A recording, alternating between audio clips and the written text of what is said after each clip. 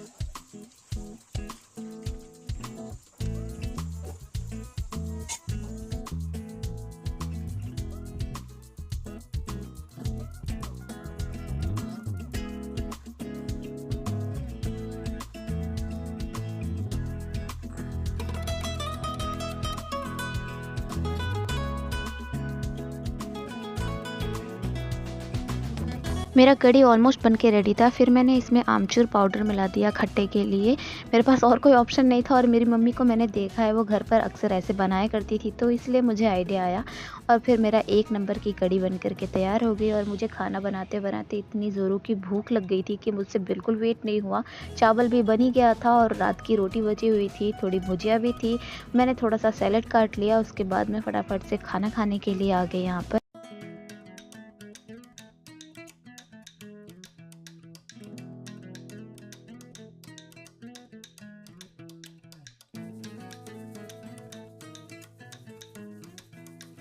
A few moments later. खाना खाने के बाद मैं थोड़ी देर के लिए कूलर के सामने आ गई क्योंकि गर्मी से बुरी हालत हो रखी है और आज मैंने हेयर वॉश भी किया था तो थोड़े बाल भी सुखा रही थी, साथ में मैं वीडियो एडिटिंग कर रही थी बैठ करके। उसके बाद मैं फिर वापस से पढ़ने के लिए आ गई और आज मैं जीएस तो पढ़ने वाली नहीं थी, लेकिन मैंने प्रीवियस डे में एक टेस्ट लगाया था, उसका एनालिसिस मुझे करना था। जितने भी रॉन्ग क्वेश्चन थे मेरे, उसको मैं एक कॉपी में अपने लिखते जाती हूँ और इस तरीके से मेरा शॉर्ट नोट्स भी प्रिपेयर हो जाता है और जो क्वेश्चन मेरे गलत हुए हैं इसमें वो आगे गलत ना हो, जिसको मैं बार बार रिवाइज करके ठीक कर सकती हूँ। पढ़ने का यही तरीका सबसे बेस्ट होता है और इसे भी पूरा करने में मुझे लगभग 1.5 घंटे लग गए। फिर इसी दौरान मेरी मम्मी का फ़ोन भी आ गया, वो मुझे फ़ोन की थी कि मैं नहा ली या नहीं, खाना खाई या नहीं, यही सब जानने के लिए। तो मैंने उनको बताया सब कर ली हूँ मैं। पढ़ने के बाद फिर मैं मूड रिफ्रेश करने के लिए थोड़ा सा कार्टून देखी, मेरा शिनचैन फेवरेट कार्टून है तो थोड़ा इसको देखी, पर बात नहीं बनी, मुझे नींद ही आ गया। मैं 1 घंटे के लिए सो गई, उसके बाद उठी, मैं पानी का बोतल भर लाई। फिर उसके बाद मैं साइंस पढ़ने के लिए बैठ गई। साइंस मेरा शुरू से सब्जेक्ट नहीं रहा है तो इस पर मुझे ज़्यादा वर्क करना पड़ता है। एक्चुअली क्या है ना कि आप जो सब्जेक्ट शुरू से नहीं पढ़े हो, आपके स्ट्रीम में नहीं रहा है, तो उसके लिए आपको अलग से थोड़ी मेहनत करनी पड़ती है। हालांकि ये उतना टफ भी नहीं है क्योंकि मैं एक बार इसको पढ़ चुकी हूँ और ये मेरा रिवीजन चल रहा है और इसे कंप्लीट करने में मुझे लगभग 2 घंटे लग गए क्योंकि आज मैंने जितना टारगेट सेट किया था उसको कंप्लीट किया। और दीपिका बाहर गई थी तो वो मुझे कुछ पैसे लौटा रही थी, मैंने उसको 500 का नोट दिया था, ये हम लोग का घर खर्ची है तो इसको मैंने संभाल के रख दिया। और वो मेरे लिए एक दही लेकर के आई थी, मैं साइड रख के पढ़ने लगी पर मेरा मन नहीं माना। मैंने सोचा यार चलो खा ही लेते हैं क्योंकि ठंडा दही था और गर्मी से मेरी हालत हो रखी है ख़राब। तो मैंने फटाफट से दही में चीनी मिलाया और मैं खाई और ये इतना आनंददायक था कि मैं बता नहीं सकती हूँ। फिर उसके बाद मैं पूरा साइंस को कंप्लीट की, जितना भी आज मैंने टारगेट सेट किया था। और जो क्वेश्चन मेरे से जो मैंने बताया ना कि मैं रिवीजन कर रही हूँ, तो जो क्वेश्चन मुझसे गलत हो रहे थे उसको मैंने लिख लिया कॉपी में। फिर उसके बाद मैं बैठ गई सीसेट का क्लास करने के लिए क्योंकि सीसेट भी मेरा वीक ही है। अब आप सोचोगे तुम्हारा तो सब चीज़ ही वीक है, अरे भाई वीक है तभी तो इस पर मैं वर्क कर रही हूँ ना। और मुझे कौन सा इसमें फुल मार्क्स लाने हैं, मुझे तो बस एवरेज से थोड़ा सा अच्छा करना है।